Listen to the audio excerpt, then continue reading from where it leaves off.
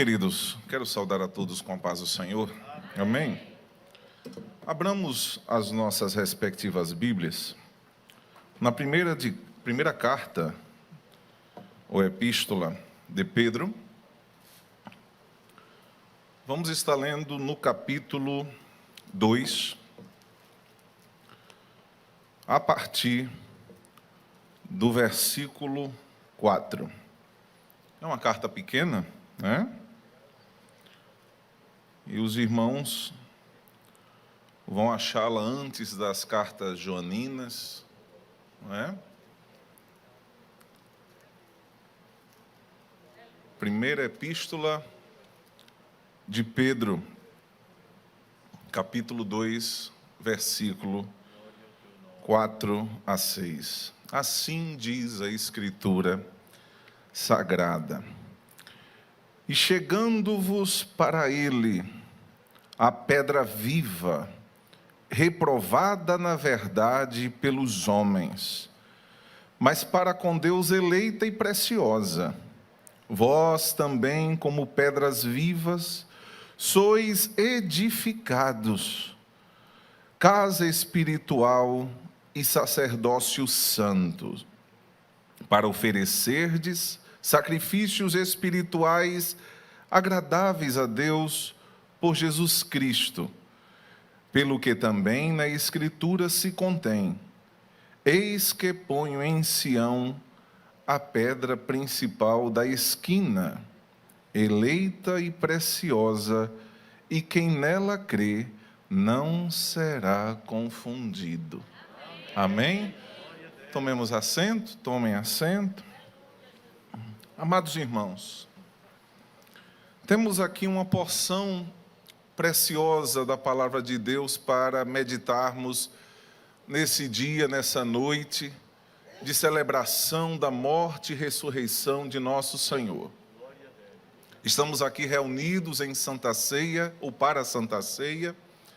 Estamos aqui para manifestarmos comunhão, estamos aqui para nos abrirmos para o agir de Deus. E, amados irmãos, o texto que acabamos de ler, ele tem algumas similaridades com outras passagens encontradas na palavra de Deus. Vamos encontrar, muito similarmente a esse texto, algo que foi escrito pelo apóstolo Paulo, em sua carta aos Efésios, capítulo 2, versículo 19 a 22. A temática da pedra angular tratada por Pedro também é falada pelo apóstolo Paulo, inspirado pelo Espírito Santo, e isso em tom metafórico e isso em tom profético. Vamos encontrar também, amados irmãos, o próprio apóstolo Paulo escrevendo o seu tratado teológico, a carta aos Romanos, no seu capítulo 9, versículo 33, também fazendo menção a esta pedra, que ele ali aponta como sendo a pedra de tropeço, a pedra de escândalo. Reparem, amados irmãos, que nos dois primeiros textos que eu citei, ela é apresentada como a pedra de esquina, a pedra angular em algumas versões, mas aqui ela é posta sob outro ponto de vista como a pedra de tropeço, como a pedra que alguém nela esbarrando pode vir a cair e cai. É pedra de escândalo. Amados irmãos, o apóstolo Pedro também em outra oportunidade, isso tem registro já no livro dos Atos dos Apóstolos, capítulo 4, versículo 11, ele vai também falar desta pedra, dizendo que ela é a cabeça da esquina.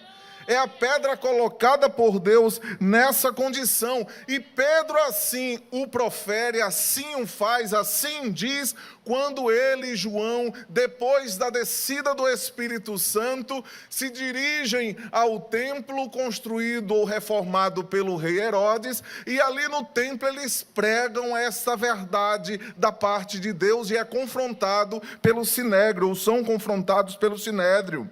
Amados irmãos, mas não é somente nessas 4 porções da palavra de Deus no Novo Pacto, no Novo Testamento, que vamos encontrar referências a essa pedra de esquina.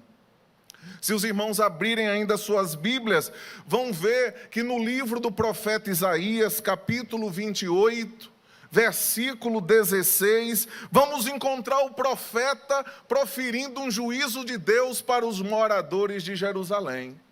E ele, quando profere esse juízo, ele se refere a uma pedra de esquina. Quando ele fala para aquele povo que vivia uma época tenebrosa, uma época de espanto, uma época de cerco, uma época em que a cidade de Jerusalém estava prestes a ser tomada pelos babilônicos, o profeta Isaías é levantado e o profeta Isaías, usado por Deus, ele fala, portanto, dessa pedra como uma pedra dentro do contexto do juízo divino. E ele termina assim dizendo, se os irmãos aí observarem o capítulo 28, versículo 16, aquele que crê não se apresse. Aquele que crê não se apresse. Amém? Queridos, e ainda vamos encontrar no Antigo Pacto, num texto veterotestamentário, uma referência no Salmo 118, verso 22, a essa pedra de tropeço que é apresentada como a cabeça da esquina mais uma vez. Quando nós observamos o Salmo 118, percebemos que ele faz parte de uma tradição dos judeus. Os judeus, quando eles celebravam a Páscoa, eles louvavam a Deus com 2 canções antes de comerem a ceia, e com 4 canções depois que terminavam a ceia. As 2 primeiras canções se encontram respectivamente no Salmo 113 e 114. A partir do 115 até o 118, eles cantavam após cearem. E aí, amados irmãos, nisso encontramos a resposta que alguém se indaga, dizendo qual foi, por acaso, o hino que Jesus cantou, e que está declarado que assim aconteceu no Evangelho, quando ele saiu da ceia em direção ao Getsêmani. A resposta está na palavra de Deus. Foi o Halel egípcio, como assim ele se tornou conhecido. Foram provavelmente os Salmos 115, 116, 117 e 118. E, amados irmãos, esse salmo especificamente, que é o último no seu verso 22, fala dessa pedra de esquina, daquela que está posta por cabeça. Amados irmãos, com isso nós percebemos que a palavra de Deus traz várias referências a essa pedra. E especificamente eu quero aqui destacar o contexto histórico em que a epístola de Pedro, essa primeira epístola foi escrita. Essa primeira epístola foi escrita aproximadamente no ano de 63, e Pedro escreve dirigida para os cristãos da região conhecida como Ásia Menor, que corresponde hoje à Turquia. Naquela região havia cristãos que estavam sendo alvo das perseguições de Nero. Nero era imperador em Roma. E nessa época Nero estava disposto a matar tantos quantos a mão dele alcançasse. E como uma mensagem de esperança de salvação para aqueles que estavam na condição de perseguidos, para animá-los, para mostrar que no fim haveria uma salvação, Pedro escreve essa carta. E, amados irmãos, o que seria uma pedra de esquina? Alguém aqui talvez é engenheiro, arquiteto, ou quem sabe mestre de obras, e deve, em algum momento da vida, ter tido contato com a história da pedra de esquina.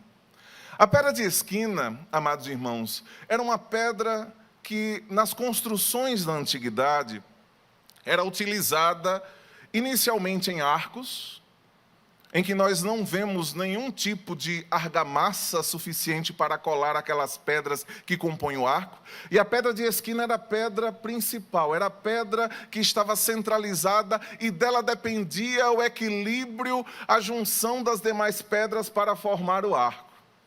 Mas também, nas construções antigas, era comum a pedra de esquina ser colocada como a pedra inicial de uma construção, antes mesmo de ser levantado um alicerce para qualquer edifício.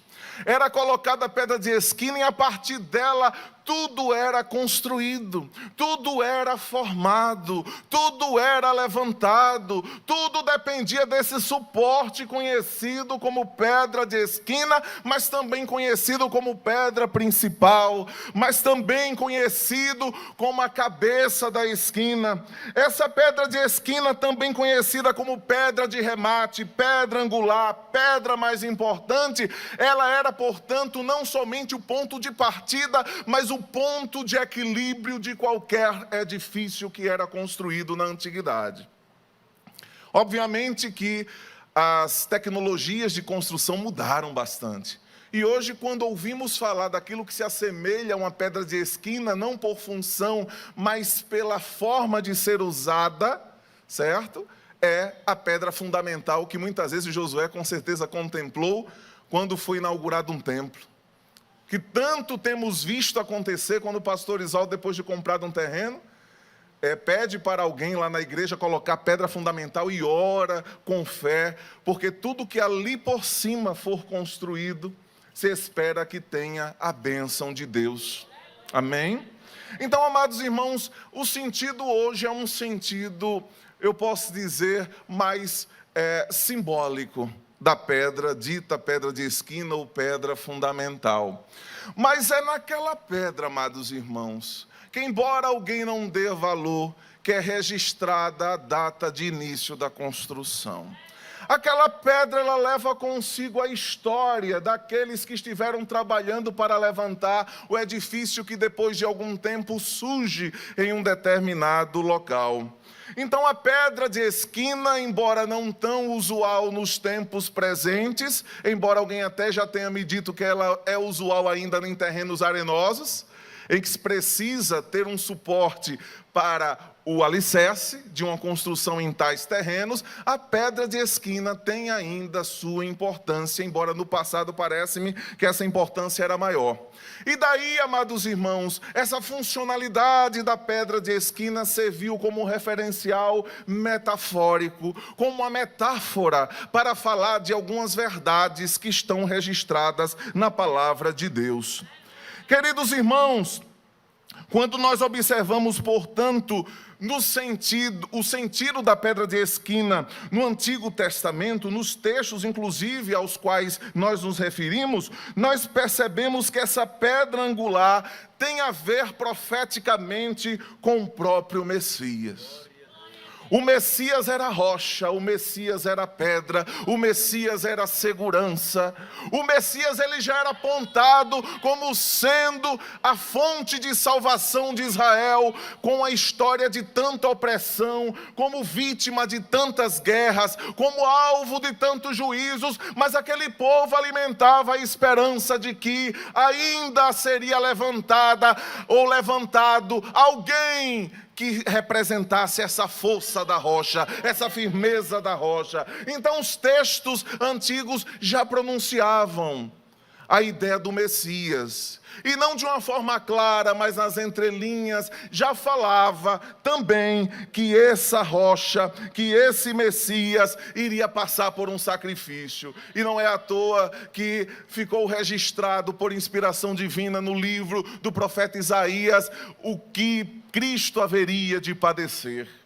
Ali está tudo descrito, aquela ovelha, aquele cordeiro que foi levado ao matadouro silencioso e padeceu por nossos pecados. Assim já estava prenunciado, assim como tantos outros sinais que aquele livro profeticamente anuncia. Mas, amados irmãos, algo além do sacrifício de Cristo era nas entrelinhas anunciado quando metaforicamente se fazia menção da pedra de esquina, que era o fenômeno que não se explica humanamente, mas somente espiritualmente, qual seja o da ressurreição.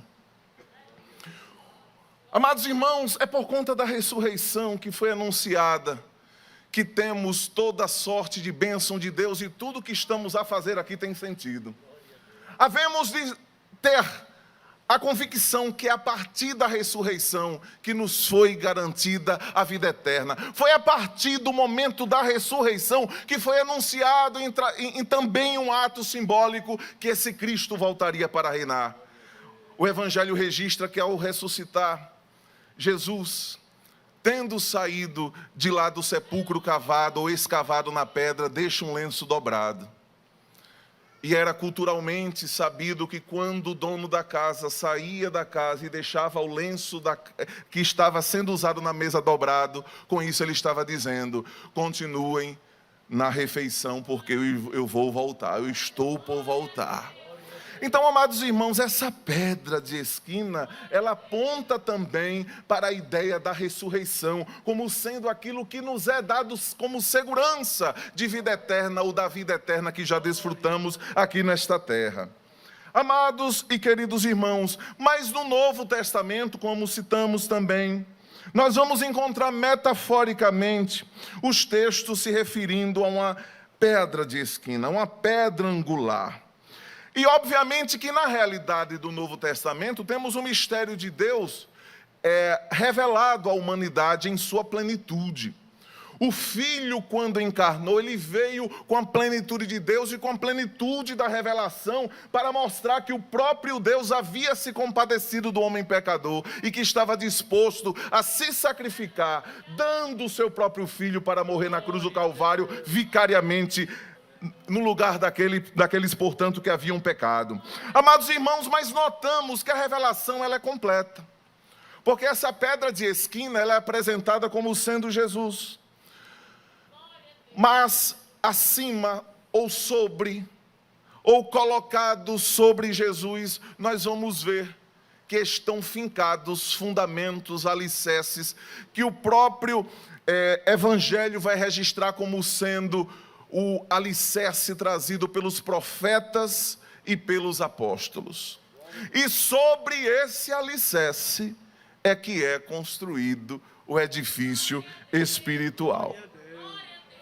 Amados irmãos, temos, portanto, uma conjuntura de estrutura ou fundamento de um edifício que é construído na segurança desse alicerce, que são os apóstolos e os profetas, com a segurança plena representada na pedra de esquina, mas que esse edifício, assim como é a pedra de esquina, é apresentado por João como sendo composto de pedras, mas não são quaisquer pedras, são pedras vivas. Os irmãos notaram no texto? No texto aqui que acabamos de ler em 1 de Pedro, fala-se de chegando-vos a ele a pedra viva, reprovada, na verdade, pelos homens, mas aprovada, eleita e preciosa para com Deus, vós também como pedras vivas. Mas, amados irmãos, quem somos nós para assumirmos a condição de pedra viva?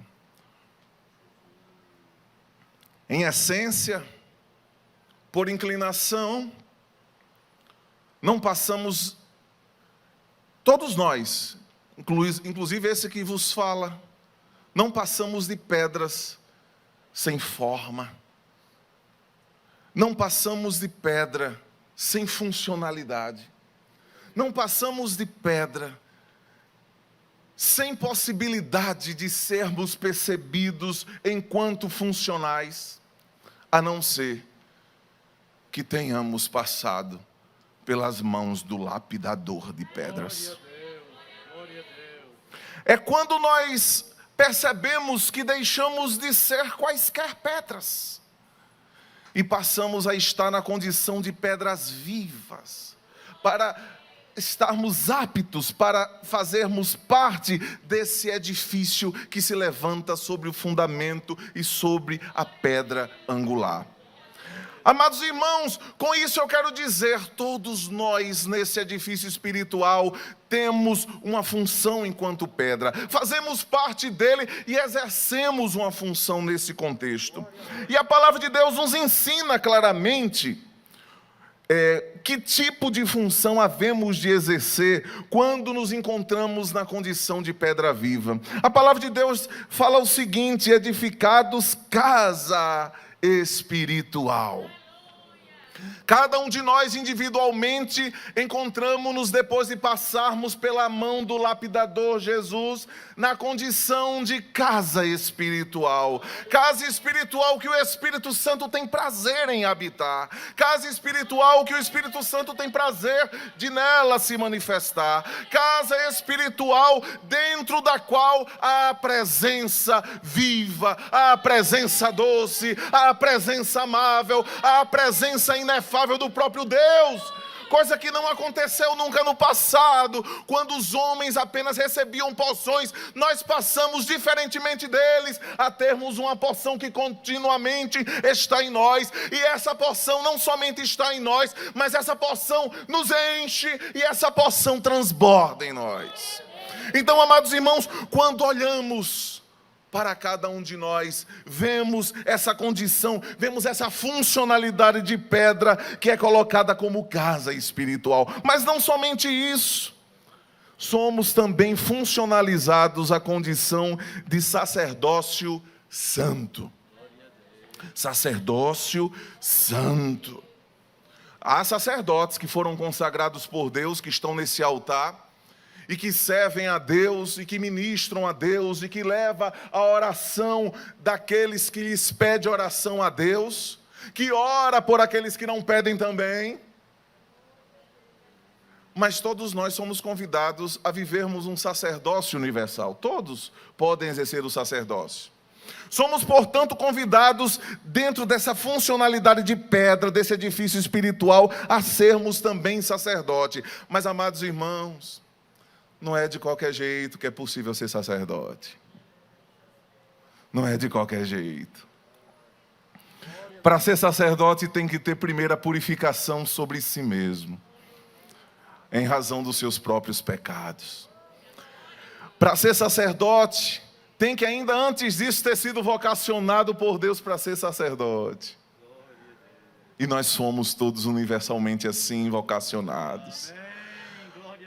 Para ser sacerdote, tem que ter o prazer de querer estar diante de Deus e oferecer sacrifícios, não de qualquer natureza e ordem, mas sacrifícios, como diz a palavra, agradáveis a Deus.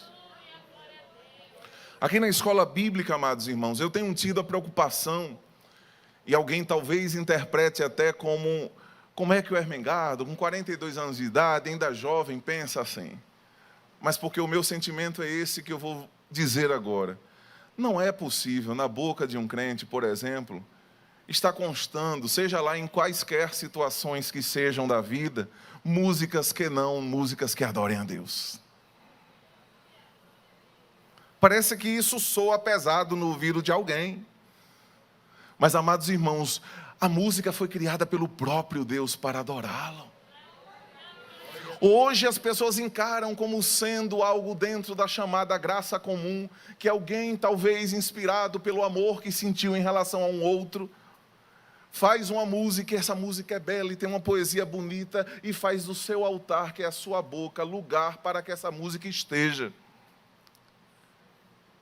Amados irmãos, é interessante que todas, olha, eu digo isso sem medo de errar, todas as pessoas que se dão a essa realidade, infelizmente nós percebemos que hora ou outra revelam a verdade que está por trás da falta, ou que é a falta de compromisso em ter fidelidade para com Deus e fazer da sua vida uma vida santificada na presença de Deus. Ser sacerdote, amados irmãos, é ser portador de Deus onde quer que nós chegamos. Ser sacerdote é fazer a diferença em qualquer lugar em que colocarmos os nossos pés. Ser sacerdote é ter sempre uma palavra ponderada. Ser sacerdote é estar ligado no céu, sabendo que existe um Deus que está disposto a abrir as comportas do céu e abençoar a oração do fiel. Amados e queridos irmãos, somos convidados, portanto, para sermos sacerdote, mas não qualquer sacerdote, é sacerdote santo. É sacerdote separado, é sacerdote para ser diferente, é sacerdote para ter comunhão com Deus continuadamente. Isso não quer dizer que nós não falhemos, nós falhamos.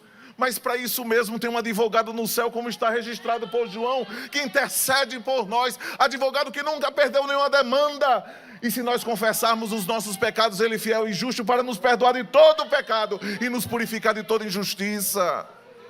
Mas, amados irmãos, havemos de ter no nosso coração o empenho de querer ter o compromisso de servir a Deus. Amados e queridos irmãos, quando nós olhamos, portanto, a funcionalidade de uma pedra viva, nós nos apercebemos que, sendo cada um de nós essas pedras, havemos de estar amalgamados uns com os outros. E essa noite de Santa Ceia é uma noite de assim estarmos mais intensamente.